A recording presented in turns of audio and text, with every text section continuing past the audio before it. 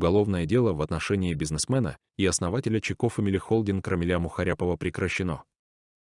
Об этом сообщили в департаменте полиции Алматы, передает BG News. Дело было заведено и рассматривалось по части 1 статьи 174 Уголовного кодекса РК «Разжигание социальной, национальной, родовой, расовой, сословной или религиозной розни». По результатам досудебного расследования органом уголовного преследования принято процессуальное решение о прекращении уголовного дела за отсутствием состава уголовного правонарушения в порядке пункта 2 статьи 35 УПК РК.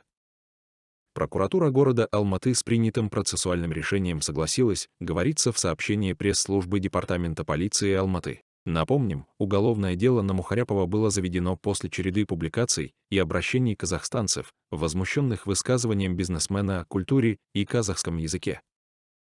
На видео, распространяемом в соцсетях, девушка объясняла, что нужно с уважением относиться к государственному языку и не обижаться, если на вопрос, заданный на русском языке, казахстанцы отвечают на казахском. Мухаряпов вмешался в ее разговор, отметив, что если человек отвечает на казахском языке, это чуть-чуть странно, это проявление национализма, это не от большой культуры. В рамках расследования уголовного дела была проведена психолого-филологическая экспертиза, по результатам которой принято процессуальное решение.